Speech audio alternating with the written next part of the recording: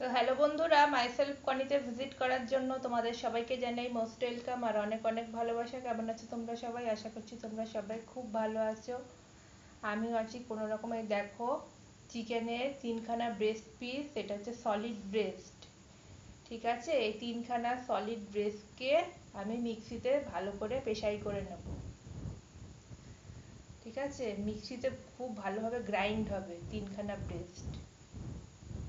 তাহলে মিক্সিতে গ্রাইন্ড করে নিয়ে তারপর দেখাচ্ছি। তো বন্ধুরা দেখো, এই মিক্সি বাটির মধ্যে অল্প একটু আদা আছে, অল্প একটু রসুন আছে। এই আদা রসুনটা ভালো করে মিহি করে পেস্ট করে নেবো। কেমন? আর কিমাটা পেস্ট হয়ে গেছে, কিমাটা আমি তোমাদের দেখিয়ে দিচ্ছি। এই দেখো কিমা, দেখতে পেয়েছো? দেখো কিমাটা, ঠিক আছে, এরকমভাবে মিহি করে আমি গ্রাইন্ড করে নিয়েছি। ঠিক আছে, থেতো করা আদা রসুনটাও, মানে মিক্সিতে বাটা আদা রসুনটাও এর মধ্যে দিয়ে দেবো। তো আমি এখন কাজ করছি, এখন আমি পেঁয়াজ কাটবো। এই দেখো পেঁয়াজ, ঠিক আছে, এখন পেঁয়াজ কাটছি। তো ভিডিও তো করতে হবে, তো তোমাদের সাথে দুটো কথা বলা যাক।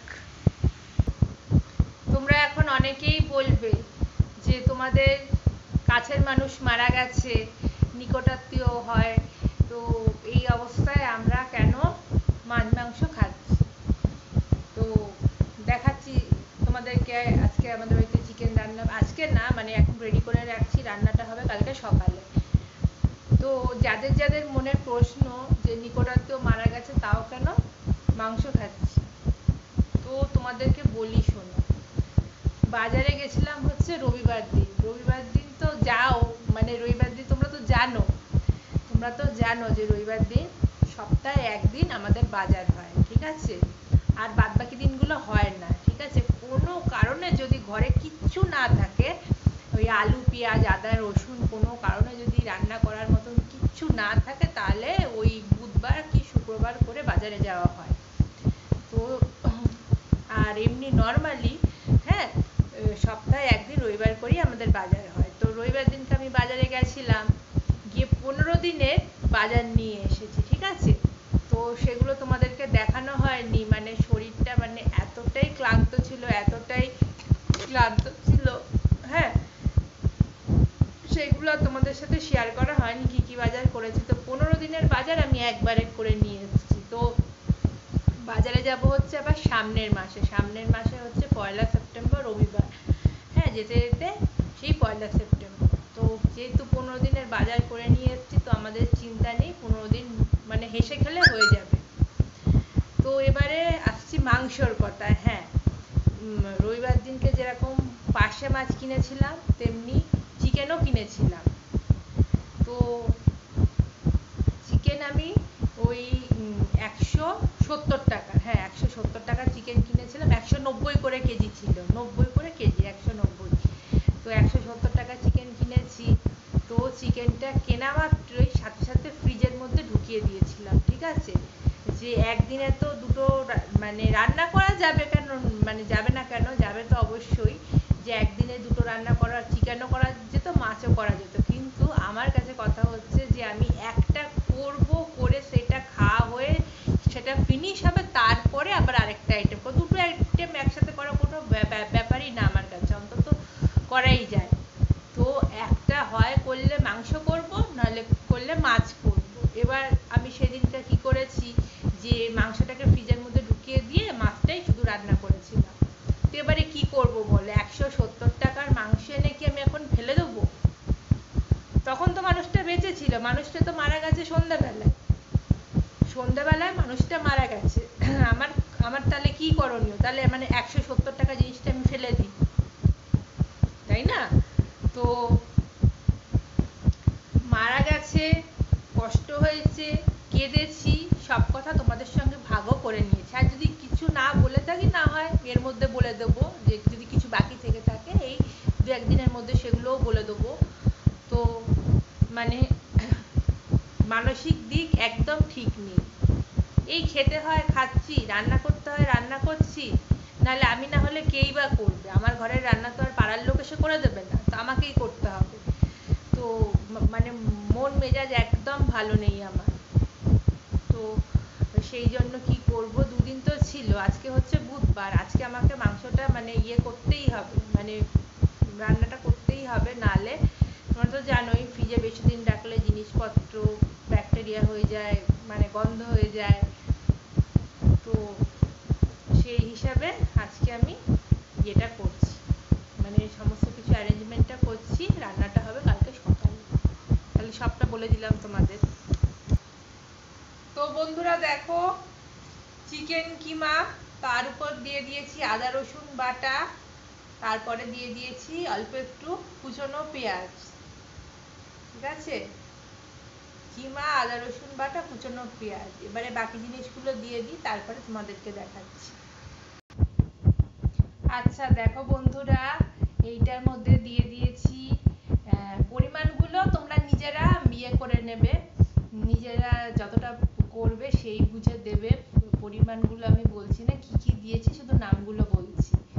আচ্ছা, প্রথমে তো তোমাদেরকে বলেই দিয়েছি পেঁয়াজ, আদা রসুন বাটা, তারপরে দিয়েছিলাম হচ্ছে লবণ, তারপরে দিয়েছিলাম ভিনিগার, তারপরে দিয়েছিলাম গোলমরিচের গুঁড়ো, আচ্ছা, জিরের গুঁড়ো, ধনের গুঁড়ো, গরম মশলা গুঁড়ো, আচ্ছা, তারপরে দিয়েছি ওটাকে চাট মশলা, আর এটা দিয়েছি লালটা হচ্ছে টমেটো সস, আর ওটা কর্নফ্লাওয়ার। ঠিক আছে, কর্নফ্লাওয়ার যদি না থাকে তাহলে ওই অ্যারারুটও ইউজ করতে পারো। ঠিক আছে, এই যে সবগুলো দিয়েছি, এবার আমি হাত দিয়ে মেখে নেব। কেমন, দেখো সবগুলো হাত দিয়ে মেখে নিয়ে তারপরে দেখাচ্ছি। তো দেখো বন্ধুরা, দেখে মনে হচ্ছে না যে আমি ফুচকার আলু মেখেছি? এই দেখো, দেখতে পেয়েছো? তো ঠিক আছে, আমি হাতটা ধুয়ে নিই, তারপরে আবার আসছি। তো বন্ধুরা, হাতটা ধুয়ে আমি এসে গেছি, ওই বাটিটা আমি ফ্রিজের মধ্যে ঢাকা চাপা দিয়ে রেখে দিয়েছি। ওইটা করব হচ্ছে কালকে সকালবেলায়।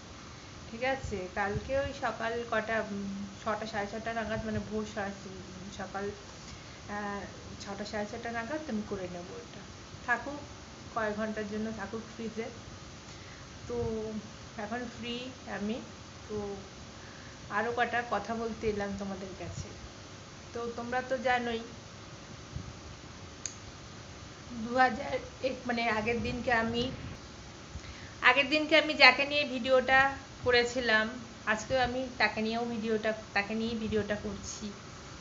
তো তোমরা হয়তো অনেকেই বলবে যে 2021 সালে যখন ওর মা মারা গেছে, হ্যাঁ, মানে আমার কষ্ট হয়নি কেন, আমি কাঁদিনি কেন, তারপরে ওর মাকে নিয়ে আমি এত এত কথা বলেছি।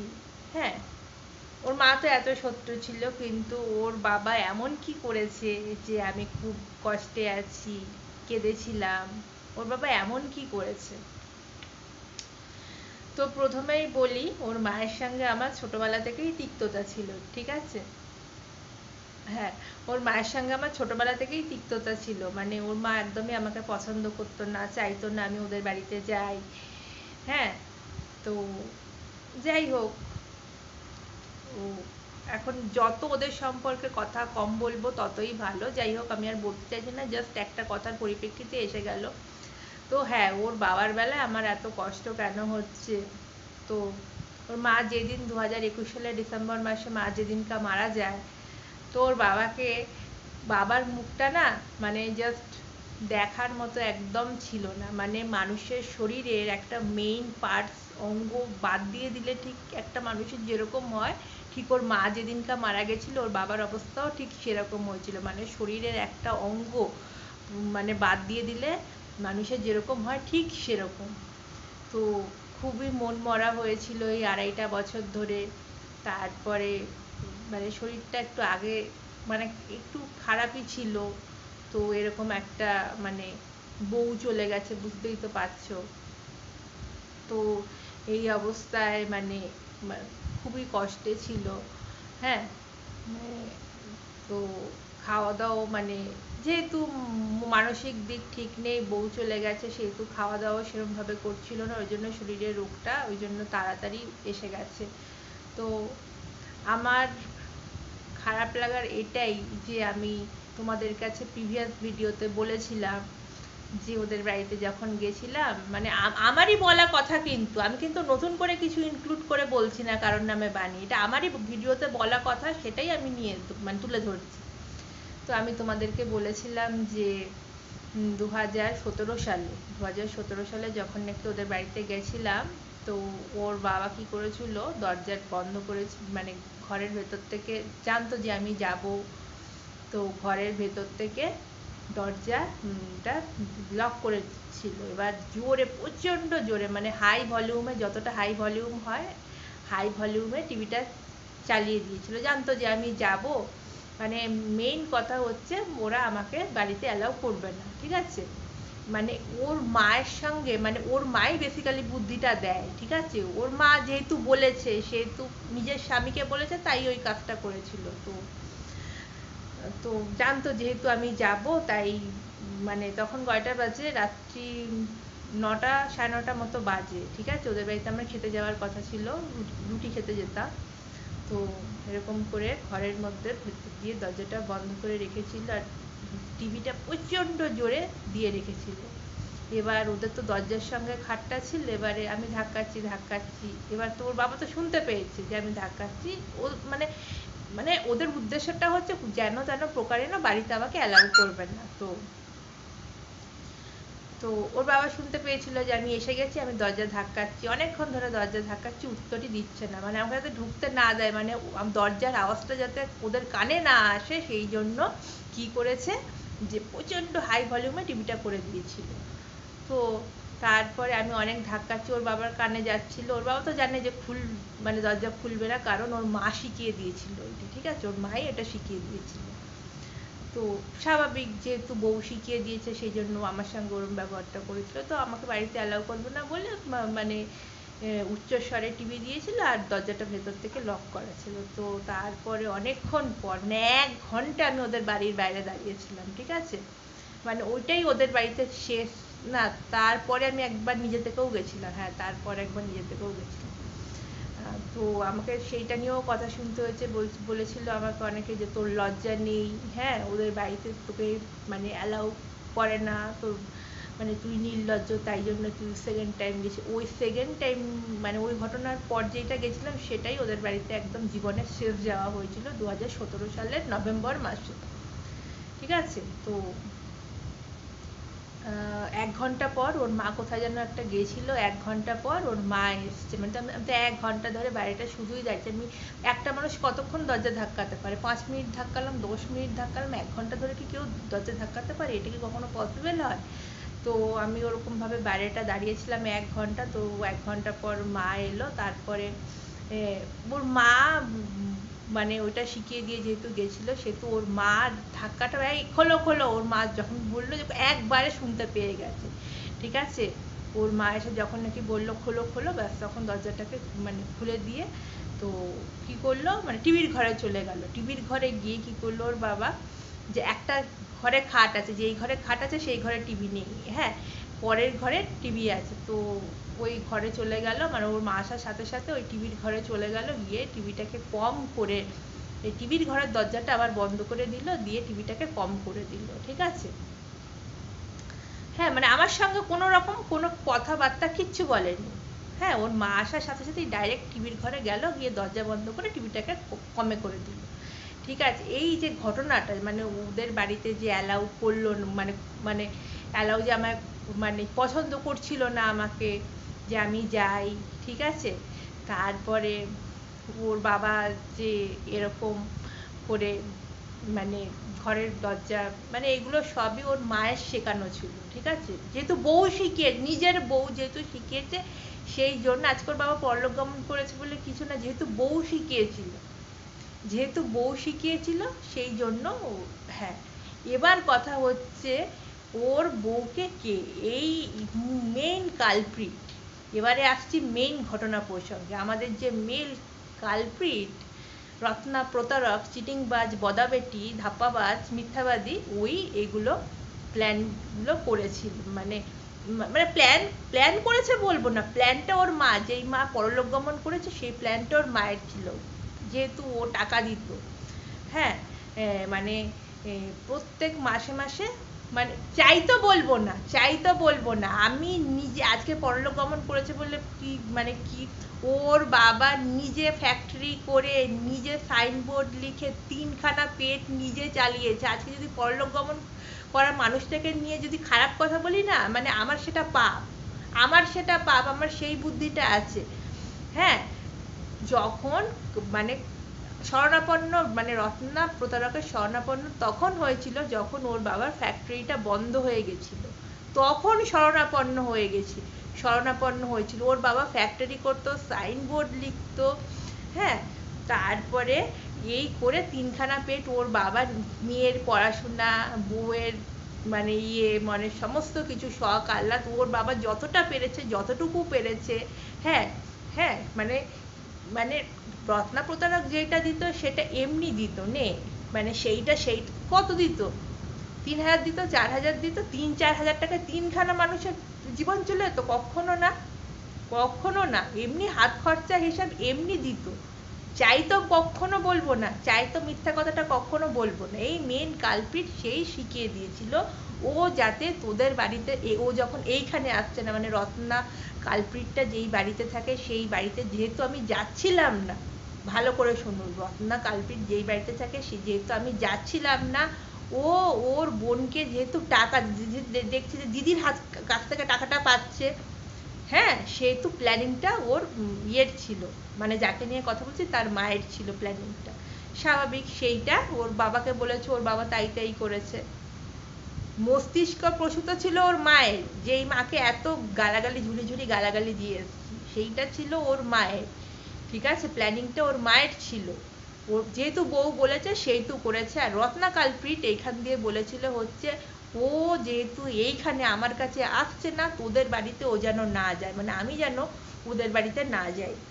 ঠিক আছে, সম্পূর্ণ প্ল্যানিংটা ছিল রত্না খানকি, যেহেতু রত্না খানকির কাছ থেকে যেহেতু পয়সা পেতো। হ্যাঁ, পয়সা চাইতো কখনো বলবো না, তখন ওর বাবা একটা কাজ করতো, 2017 সালের নভেম্বর মাসে ওর বাবা কাজ করতো, চাইতো কথাটা বলবো না, পরলোক গমন করেছে বলে কি হয়েছে, চাইতো কথাটা বলবো না। আমাদের রত্না কালপ্রিট প্রত্যেক মাসে মাসে বোনকে, দিদিকে টাকা এমনিই দিত, চাইতো কখনো বললে আমি পাপ করব না, কারণ একজন চলে গেছে আর একজন বেঁচে আছে, চাইতো কথাটা কিন্তু আমি বলছি না, আমি বললাম যে ও হাত খরচা হিসেবে এমনিই দিত।